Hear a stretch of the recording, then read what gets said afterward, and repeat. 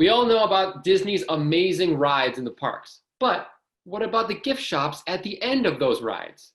Mhm. Makes sense. All that and more on this episode of My Disney Addiction Podcast. Oh, yeah. Oh, yeah.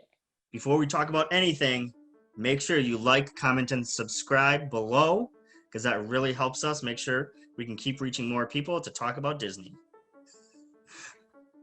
What's up, Greg?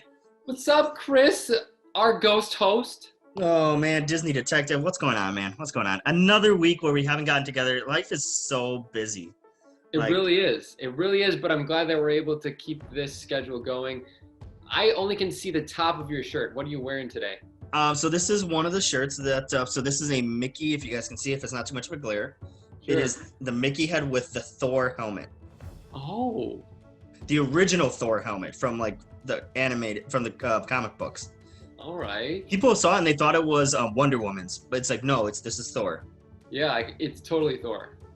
So I got this. This is, we each, when we went to Disney, I think the last time we went, we all did a different Mickey head with a Marvel helmet or thing on it. So I chose Thor. Stephanie. Well, who was on your Mickey head? Your Mickey head. Who was on it?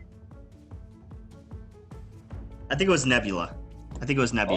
Oh, wow. Was not expecting that one. That's a deep pull. I think so. Here, look at my shirt. Who did you? Nebula? You had Nebula, right? Yes, she had Nebula on Very hers. cool. Very cool. See, if I had to pick one, I'd probably go with Spider-Man. Spider-Man, okay. Yeah, or Captain America. Yeah, I think my nephew had Spider-Man. Who did Maddie have? Maddie had... Who did Maddie have? My daughter had Groot. I think somebody had Iron Man. Forgot who had Iron Man. Somebody had, and then somebody else had Star-Lord. I couldn't remember all of them. But yeah, when they were choosing, I'm like, dude, I freaking want Thor, God of Thunder. Come on, are you serious? Right. And of course, you are worthy of his helmet, so Yeah, not that's why Mjolnir. you wear it. Not Mjolnir. It was funny. So our manager, one of my direct manager, and one of our managers in general, Trisha. So essentially, I was getting into an argument with somebody from a different department, and my manager was, CC'd on all the emails and part of the pings and like our Skype things, and I had an argument with this person from this other department, like, this is not the policy. Sure. Our customers should be fine with what they're trying to do. And my manager Trisha was like, she messaged me. She's like, "Oh, I am going to drop the hammer on this. This is just so annoying." Because she's like, "Chris, you're right. The other person is wrong." And so the other person tried to bring in all these other people to try to prove us wrong. Oh, wow. And so That's too much. my manager, she's like, "Yeah, I'm going to drop the hammer." And I'm just like, "Oh man, you're going to drop Mjolnir?" She's like, "Yes, Chris, I'm going to drop Mjolnir." Mew Mew. Mew Mew. Mew Mew. Okay. Yeah, so that's what I got. What you got? Just a classic Mickey, being all coy and lovable. Mickey. That's the Mickey right there. That's the one that has lasted for a long time. I do know Mickey went through an original change from the first Mickey Mouse. Right. Then he had another one, which is the one you're wearing, which is the one that has stuck easily for the past, 50 years? 50 plus. Yeah, see, I do like that you just have black eyes. You don't have like the actual eyelid around it. Yeah. So I'm a fan of this design. Because he's been that way since easily Fantasia. Yeah, even before Fantasia. Yeah, so it's been a long time. Yeah, even before. Because you have Steamboat Willie, but then, I forgot.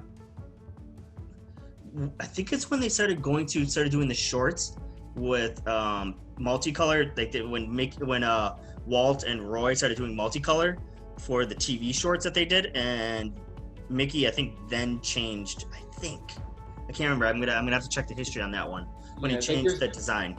Right. There's a really cool Disney fine art by Tim Rogerson where it shows the history of Mickey, and like it's a really cool smooth transition. There's like 8 or 9 different Mickey versions from like the start to modern day Mickey. It's really, really cool. So I definitely recommend you guys checking out that art. I'm not a fan of the new Mickey style that they went with. It looks way too like Ren and Stimpy for me.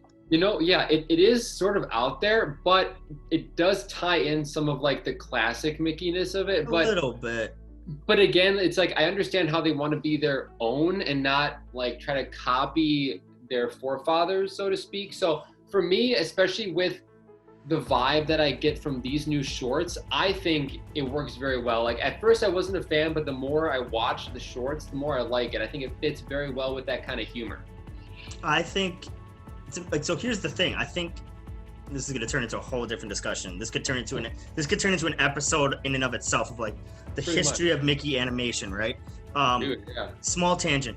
I think the new Mickey Mouse might be good for a certain subsection of kids nowadays. I don't think that's going to last forever because I think the one that you're wearing is the one that's basically used for all marketing. And that's what draws people in. Classic pose, yeah. Yeah. My opinion. Now, Disney might wait for all of us to die out and then eventually that might become the new Mickey. I don't know.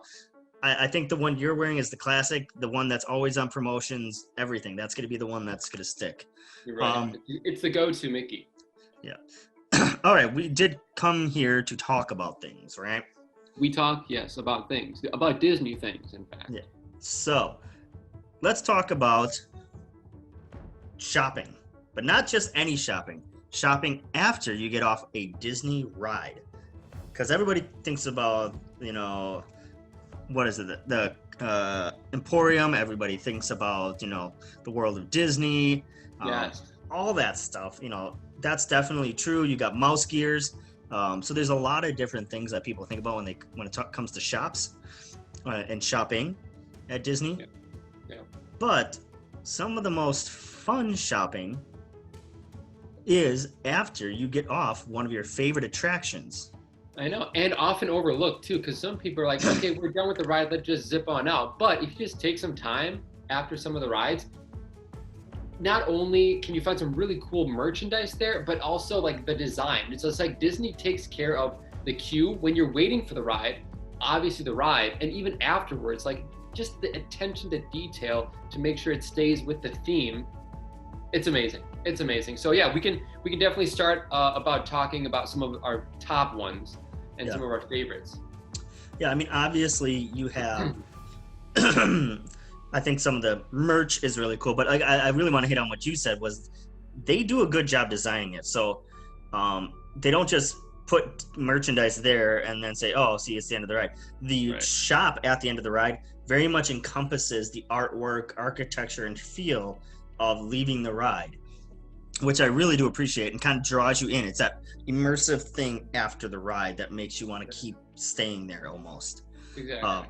So let's talk about some of them, Greg. So we're not going to do a top 5 of this time. I think we're just going to do a generalization of this just to talk about, just to get people thinking about, not skipping that part, taking the time to look what's there, enjoy some of this stuff there.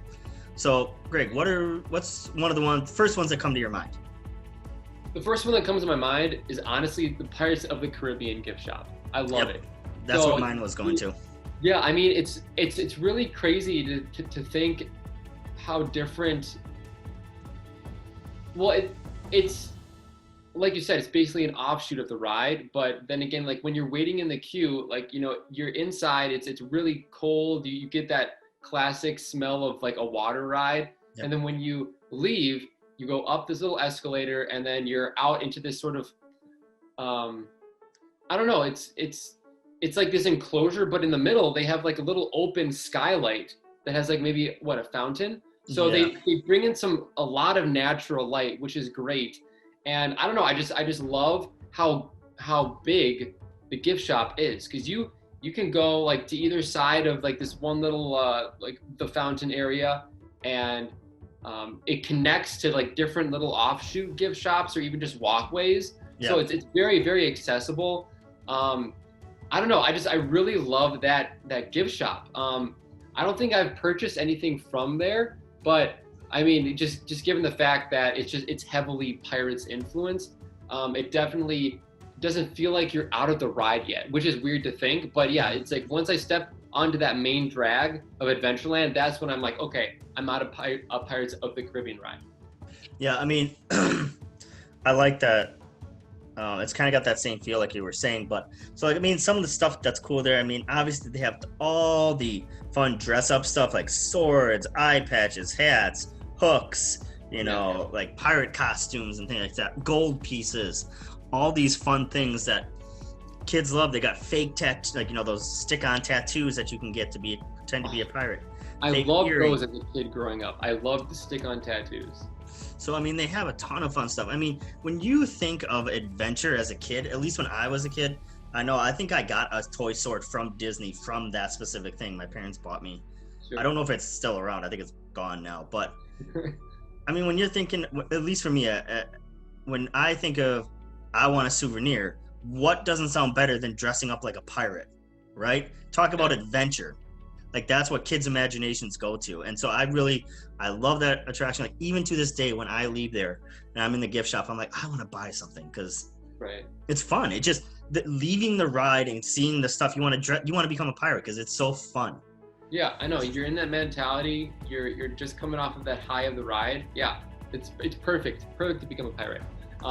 It's a quick side tangent. Have you ever done that little like adventure post where you get a map and you have to go around to specific parts of Adventureland to try to like pick up clues, and then you come back to that post, and then if you find all the little clues, then you get like a fast pass for pirates?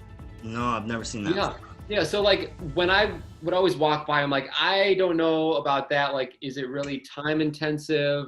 Do you have to do it in groups? But like when I was just down there with a buddy a couple years ago, he wanted to try it. I'm like, sure, let's do it. And we got this map. We walked around to these places that I would never really have gone if it weren't for this little scavenger hunt. And it's interactive too. Like there was one time where I went, it was like right in that bazaar by the Aladdin magic carpet ride. Yeah. And like you pressed a button and like this snake comes out and like you have to charm it. And it's like music and its eyes light up, and then like you have to look at like the scarab on this armoire and like push it in, and then across the walkway you see this part which is sort of like an offshoot of the pirate's like exterior, and like this cannon like tips up and then like steam comes out. It's like, okay, like we have to go over there now. So we walk over there, and then it's just like clue after clue after clue. It's a ton of fun if you really don't have anything else planned for the day, and you get free Pirates of the Caribbean Fast Pass tickets out of it. And it's really cool. Like you get like the legit old kind, like to save as souvenirs, which is awesome. That's awesome. Yeah, so definitely check it out the next time you're down there. Yeah, I never knew that. I'm gonna have to try this out now. Dang. Right? Yeah, I know. It's really, really cool. Okay, so we talked about pirates. What's another one that stands out for you? Another one that stands out to me. Ooh, there's a few of them. Let's see here. Should I stay in the Magic Kingdom? Ooh. Are you gonna park hop? All right. So here's what I'm gonna do.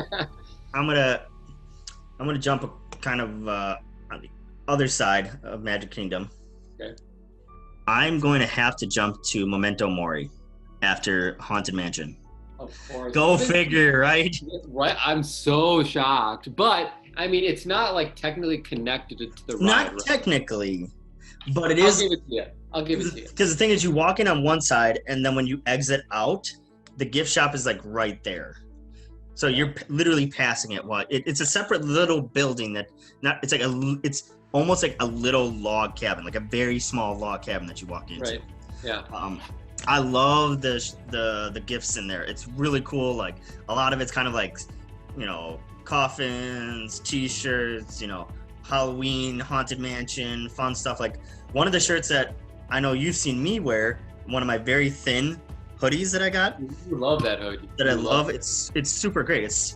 It keeps you warm, but it's thin enough that you can wear it almost any time of the year. Sure. And that is I got it because I never buy myself clothes at Disney. I normally buy like coffee mugs or things like that. Yeah. Because clothes are so expensive at Disney. But I wanted to buy myself a piece of clothing for once. And I saw this like thin shirt hoodie thing. And I was like, oh, should I buy it? So I bought it, and it said, what does it say? Oh, it says "Enter foolish mortals," and so it's really cool. My wife loves to wear it all the time because she says whatever I buy is hers. So, as it usually is. And then when I say, I'm like, hey, that's mine, she's like, I know, it's mine. So, and like that game. Yeah, that's how it works, man. Right. What's yours is hers, and what's hers is hers. There you go. Good rule to live by, right? So, no, I love the shop. It's really cool theming, really fun, because like the people in the shop also are still wearing the same clothes that they wear inside of the ride. Just like that place is always packed, because like obviously Haunted Mansion is such like a famous, like everybody loves it. Yeah. And the gift shop, because like for the longest time it didn't have really a gift shop. So when Memento Mori came out and they had a gift shop, right, sweetheart? Do you wear my sweater, my shirt? Actually, that one we bought together, and I said if you buy this $40 shirt, I get to wear it. Did you hear that? I did. We're just gonna forget that part. She took my stuff. Just edit it out. I'll edit that part out. No, I just think it's really cool. I think a lot of the stuff in there is really fun to watch, and like look at, and all that kind of stuff. It's just really packed. So when you go in there, there's really not a whole lot of maneuvering room in there. Yeah, I mean, honestly, it's not that big as well, but like you said, it's jam packed with some really good stuff. Yeah, and then one of the cool things they have there, it's kind of pricey if you want to do it. I think it's gonna cost you at least $75. Is you can get a picture taken, and it's one of those pictures where you become skeletal. Oh, wow. You become skeletal from where you're looking at. So kind of like one of those like things you see all the time at the Halloween shops where, you know, normal skeleton, like it changes. So you can get one of those if you want to get one. They're like, I think minimum $75. Wow. It depends on if you want to get the frame and everything like that. I mean, if you're gonna get a photo like that, you might as well splurge for the frame. You know? Yeah, I mean, so it's really cool. It's really cool. Eventually, when we get a house, I wouldn't mind saving up for something like that. Because, like, to me, like, I'd rather have that hanging up, kind of like in an office. Yeah. Rather than like spending $200 on a lightsaber. But that's just me. That's my thing. I'd rather spend more money on that. It's really cool. Check it out. If you like Haunted Mansion, you are going to love this shop. Even if you don't like Haunted Mansion, I bet you're going to like this shop. All right. What about you? Once again, this is not a top 5. This is just shops that you should check out and not speed through or pass up. Exactly. Yeah. Take some time. What about you, Greg? What else? Some other ones. I keep coming back to this ride. I don't know why I love it so much. Wait, let me guess. Is it rocking? Is it rolling? Do you get coasting? That's right. You know it. I know which one it is. Yeah, that's right. Freeways jam, so we be jamming. Yeah, Finding Nemo. Finding Nemo. I'm just kidding. No, though that is a good musical in Animal Kingdom. I think they're still putting that on. But yes, the Rock and Roller Coaster gift shop, because of course you're coming off of this high of, you know, going through Disney's like fastest roller coaster there. I always was bummed because it didn't last long enough. Like I think I might have counted, it was like 37 seconds long, but it was so good. But after you would, you know, get to the end, you're basically at the red carpet, you're there with the concert. It's really cool because you still have like the screaming fans and you have Steven Tyler's voice all over the speakers, and you walk through, you get to see the photos of you at the beginning of the ride, which is awesome. Always get those. And then you take a left and then you go into, it was almost like sort of like the roadie side of the concert, like behind the scenes. And you get to see like just little props all along, like drum toms or guitars, rope, you know, things like that. But it's so expertly placed. It is quite, you know, spread out, which is very nice. I ended up getting a Rock and Roller Coaster set of drumsticks one year. So did I. Really? Nice. Yeah, I got like these silver ones that if you were to roll them, like they sort of shimmered. Oh yeah, see, mine's were black with like flames and dice on them. Ooh, I think. That's nice. Yeah, and I felt so bad when I played with them because I'm like, I don't want to nick them on my iPad. I never played with them. I actually don't know what I did with them, to be honest. Okay. They might be at my parents' house somewhere. Gotcha. Yeah, you should find it because like I want to say that I brought it with me when I moved here. I'll have to take a look. But yeah, I felt so bad, and it was like I was playing like super light. I'm like, you know what, it's not worth it. I don't want to chip any of the paint. Yeah. So yeah, for all I know, they're still together. They're still a pair, but yeah, there are a couple of nicks or so right by like the head. But yeah, anyway, like they have some really great stuff.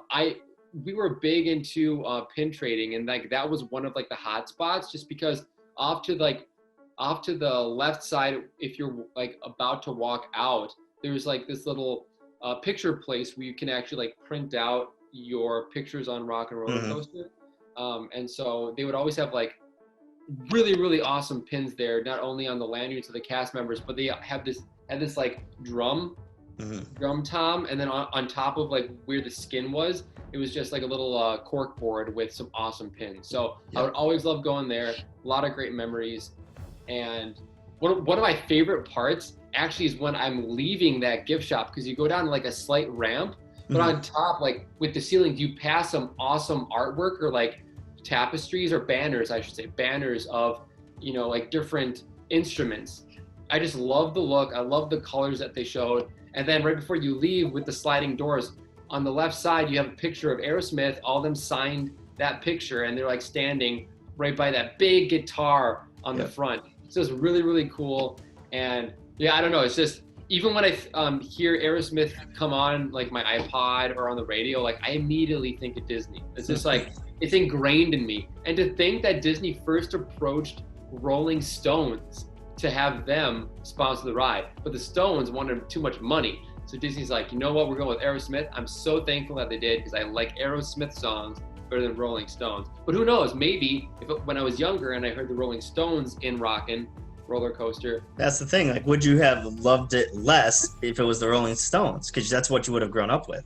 Yeah, like I think I would have been biased and said, you know, Rolling Stones are pretty good, actually, now that I think about it. But I know I would definitely have found my way back to Aerosmith just because I love their sound.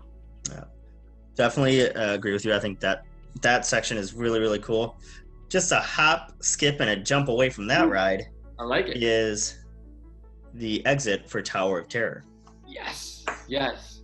So I like that one. Like segue to you, because you started with Haunted Mansion, so you have like that morbid death sort of like spooky quality. Yeah, you just lead right in effortlessly into the Twilight Zone. And so I think, so this one is a little bit more subdued. It's a lot more calm-ish. Sure. It's not as like in your face as like Memento Mori is. It is got that feel of like few things. It's not a lot. It's a few things, and it's a little bit open, but like the gifts are much more like I said, subdued, because it's kind of like a hotel feel. Yeah. So once again, the characters are there. I remember one year I got myself a keychain that was from there. Nice. And it was a key that said a Tower of Terror. There was a few coffee mugs that I really liked there. There was something that I saw one year I really liked. It was like it's kind of like a statue like this big. Okay. Right.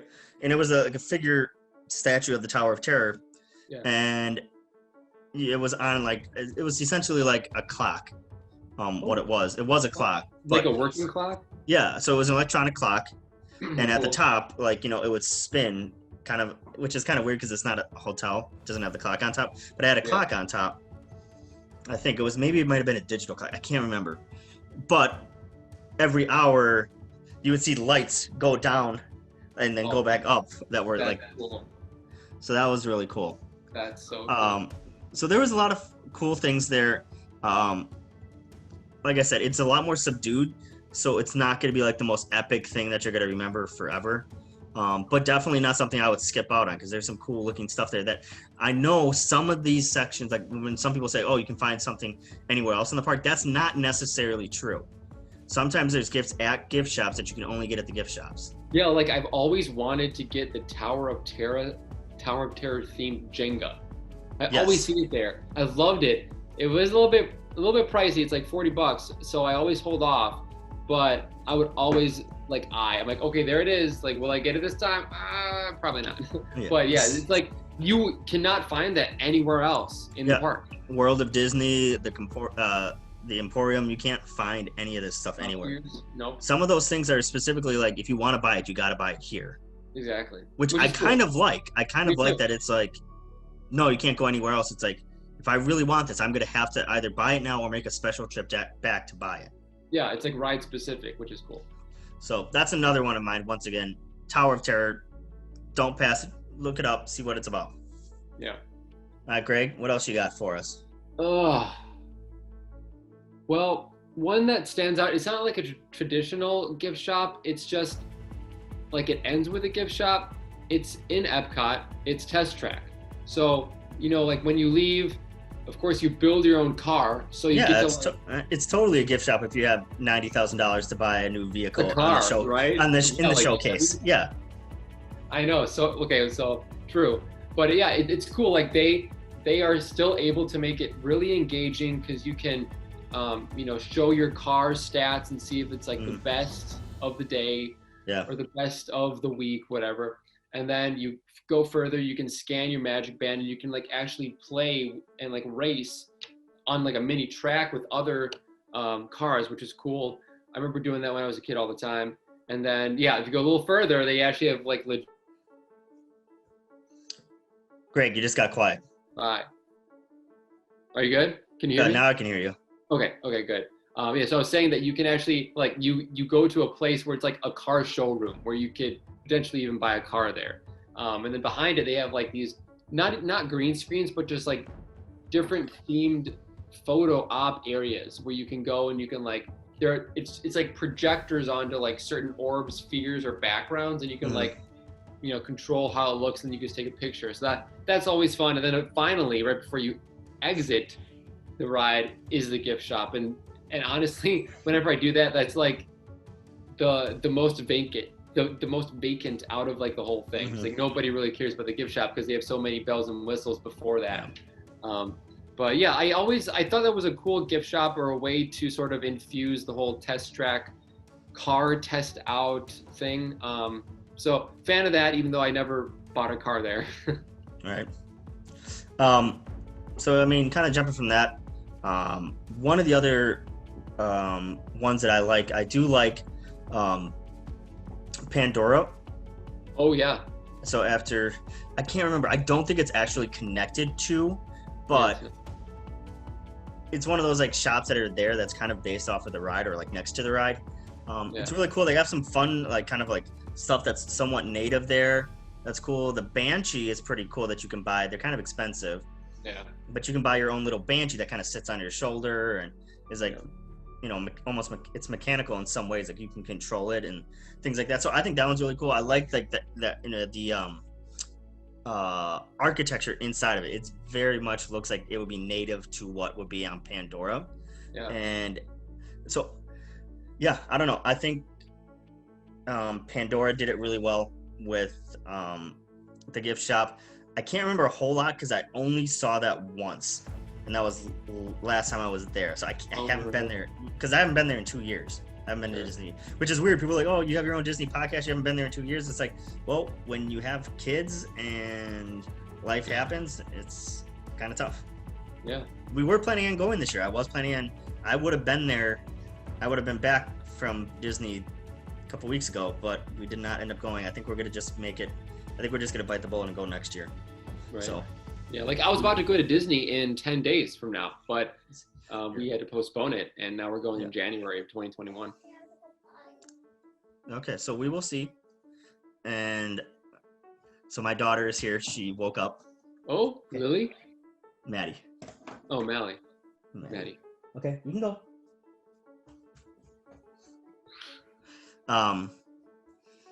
So we will. So I mean, I like that one. To me, like, you can also like create like little avatar dolls, and you can put your face on it. But again, it's pricey. It's like 100. That's like, creepy though to me. It is. I know. So I never got it, and then that reminded me of when they did it with Star Wars. Like you could do it on like Han Solo Carbonite wall, like you put your face on it. I was like, not too crazy about that, and plus it is very, very pricey. But they still do that there to become like your own Navi. Yeah. So what else do you got, Greg? So one that I loved growing up, I still have a lot of feels about it, but it's sort of on the decline. It's the Star Tours gift shop. Yep. So I loved when you got off of Star Tours, you know, you had the throne room score from John Williams at the end of A New Hope, like da-da-dun, da-da-dun, da-da-dun, dun, dun, dun, dun, dun, dun, dun. Like, it was just amazing as you walked down that ramp, and then it was really cool because you were still inside like the Tatooine huts, and you had some collectibles, you had artwork, you had, of course, apparel, you had pins off to one side, you had like a lightsaber area, you could, you also had a photo op area where you could put your face in like on a character's body. So it was hopping there for so long. But then, of course, when Star Wars Land came and they reinvented the the Animation Academy area with the launch bay, the Star Tours gift shop sort of fell to the wayside. And the last time I went on, it was like completely dead. There were a lot of walls that just seemed completely vacant. So it was tough to see that because I had a lot of great memories as that being one of my favorite gift shops. So I mean, I wouldn't recommend like going out of your way to go inside it, but if you do go to Star Tours, just definitely, you know, take a look around as you leave. Hopefully it'll be a little bit more packed for you, or at least they have, you know, different things on the walls to sort of make it more enticing, so to speak. So I think we're going to be kind of wrapping up here because I mean, there are some other ones. I mean, definitely let us know in the comments below what other ones we might have missed that you think we should have talked about. I mean, we can definitely come back to this topic. Maybe we might do walkthroughs of some of them. But I love that. We're not, you know, this is not meant to be an exhaustive list on all of them. We just kind of wanted to kind of broach the topic a little bit because people got to slow down sometimes in Disney. It's like everybody's trying to get from ride to ride to ride to ride to ride, but they forget Disney has invested a lot of money to, even when you get off the ride, there's stuff to look at and experience for sure. Exactly. Yeah. It's just sort of like stop, smell the roses. And I get it when Disney's so busy and so packed, you want to get to the next thing on your list, but sometimes like that just adds to the stress. So you're there, just enjoy it. You're on vacation, so like there's no rush, you know, unless you're late for a fast pass and your fast pass ends in 5 minutes, then yes, rush. But otherwise, just take a nice stroll. Enjoy the gift shops. Exactly. All right, you guys, once again, please like, comment, and subscribe below. Yes. Because remember, and there's an and? Oh, no, well, I was just saying and. And see, I was going to say the ending, but then I saw you saying the ending, so. Oh my gosh. See, we're not professional people. We're not professional. That's all right. That's all right. Horror. All right, Greg, finish her off here. We got this. All right, guys. Thanks so much for watching and listening, and this is your only place to get your Disney fix. Peace. Peace.